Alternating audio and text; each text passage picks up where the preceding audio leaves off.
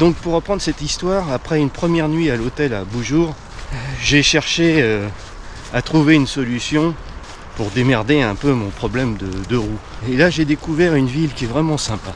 Ça a été une bonne surprise. Petit resto, des bars, les gens sont là, tranquilles, mais vraiment tranquilles.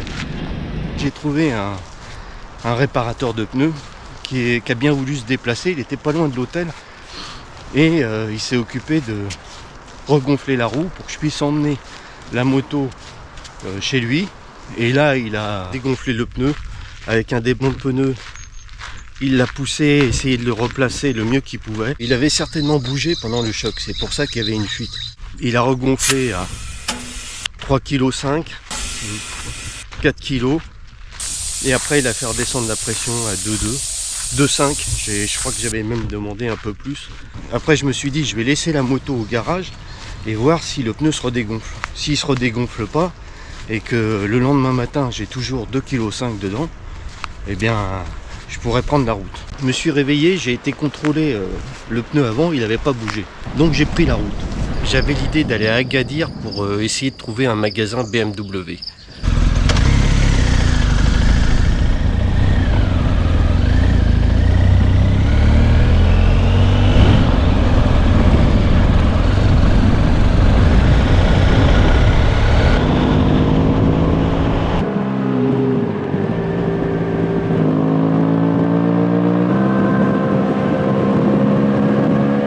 Comme la pression du pneu restait stable, je l'ai repassé à 2,2.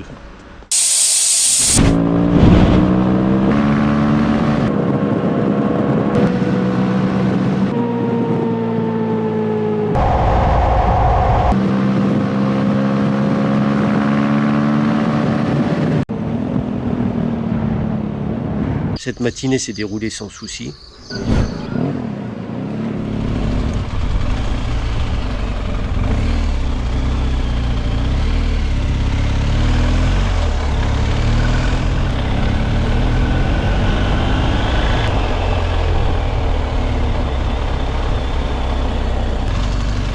Comment je fais pour me tourner comme ça là ?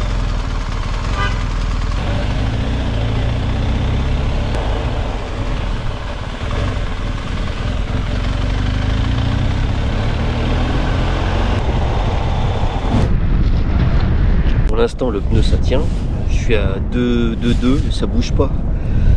Donc je vais pas pouvoir aller. Putain. Je vais pas pouvoir aller à Marrakech parce que... Non, si, je vais à Marrakech. Je vais directement à Marrakech. J'ai appelé le magasin BMW à Agadir, mais ils m'ont dit qu'ils réparaient pas les motos.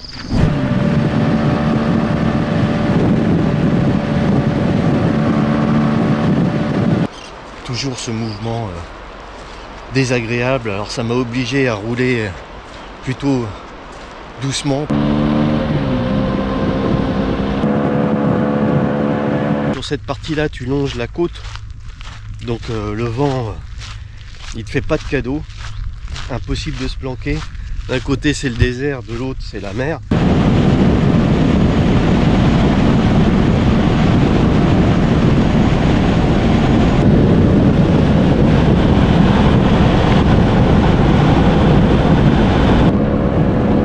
Vers midi, je me suis arrêté pour bouffer.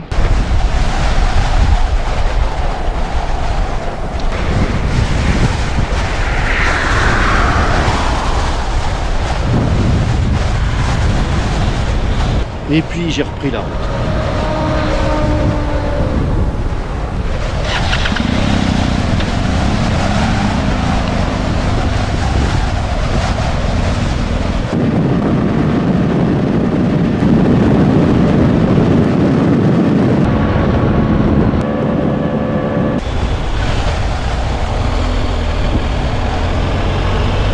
Et en fin de compte, après un certain moment, la route quitte pour un moment et quitte la comment dirais-je, la côte, et là tu te retrouves un peu dans les terres. Mais alors là ça change tout, la température elle monte en flèche. 41, 42, 43, 44, 45, 46, putain, je me disais, mais c'est pas possible quand même.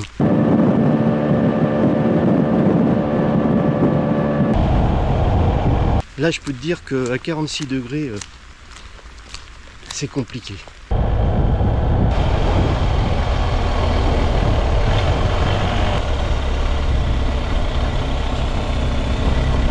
Par contre, dès que tu montes un peu dans les montagnes,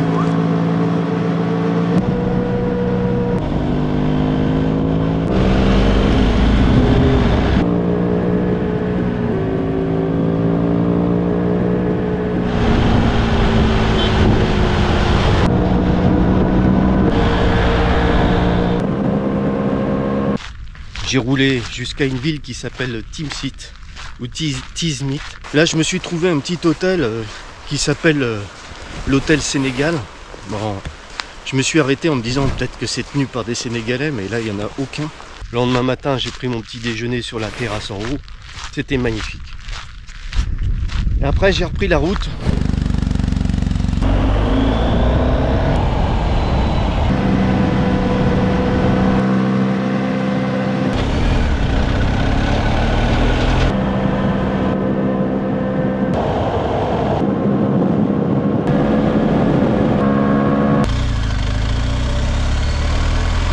J'avais prévu d'aller à Marrakech pour voir le concessionnaire s'il pouvait m'aider, mais en fin de compte, je l'ai appelé sur la route. Et le gars m'a dit, oui, on répare les BM, tout ça, pas de souci. Mais tout ce qu'on peut faire, c'est vous donner rendez-vous la semaine prochaine, jeudi de la semaine prochaine. Tu vois le truc, toi, c'est sur le bord de la route. T'es dans la merde, tu cherches un garage qui peut te recevoir. Au minimum te conseiller, tu vois, regarder, jeter un coup d'œil à la moto, voir la gravité du problème. Le mec, non.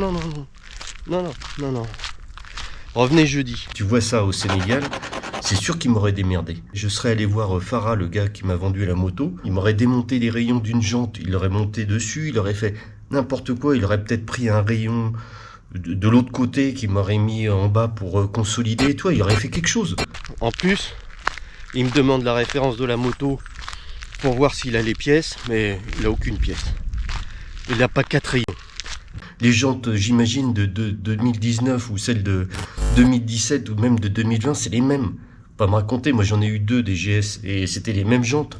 Et même à détail près, tu vois, je veux dire, au moins, mais bon, passons. Qu'est-ce que tu veux que je te dise? Ça sert à rien que je parle.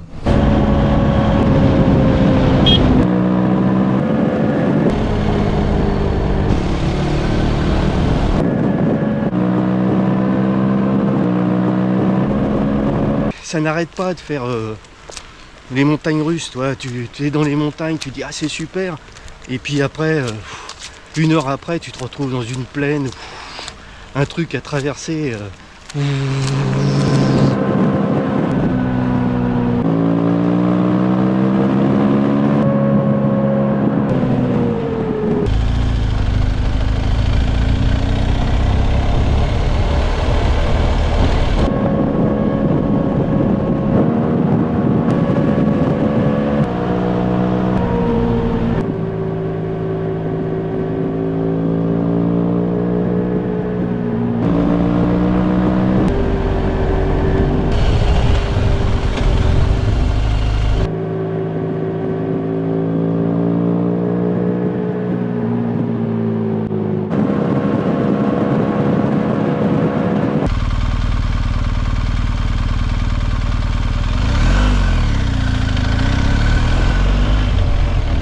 Là, je suis tapé une bonne tranche. Alors c'est vrai que ça a été long. C'est vrai qu'il y a les passages dans les plaines qui sont interminables. C'est vrai qu'aussi il faisait chaud. Mais le décor, il est quand même sympa. Tu as des petites routes de montagne, tu peux t'amuser. Non, c'était pas mal. Arrivé à Ouarzazate, j'ai déclaré forfait. Et coup de bol, j'ai trouvé sur la route, juste à l'entrée de Ouarzazate, à une station-service, un motel qui s'appelle Safari Motel. Et là, franchement, je dis bravo. C'est pas très cher, franchement. J'ai payé 210 dirhams pour la nuit. Et comment dirais-je, la chambre, elle est super. Franchement, tu vois, je veux dire, c'est climatisé. Tu vois, je te montre.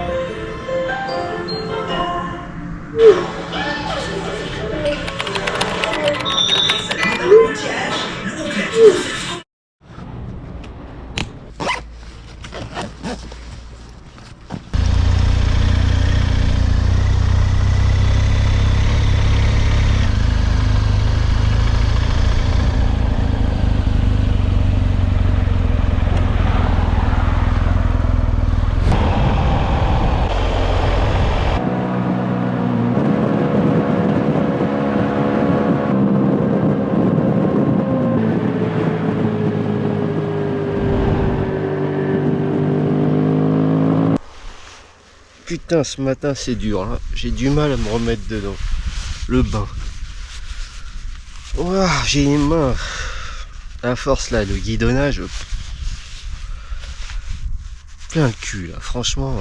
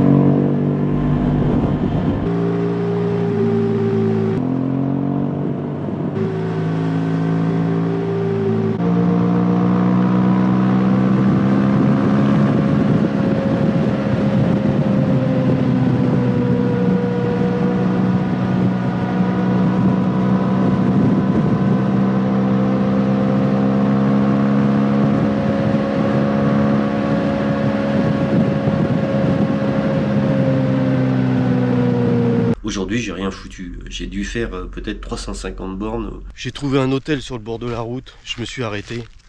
Dès que j'ai éteint le moteur, j'ai compris que j'avais fait une erreur. Le mec était sympa. Hein. Rien à dire là-dessus. Mais tu payes 400 dirhams. Au motel, j'ai payé 200 dirhams.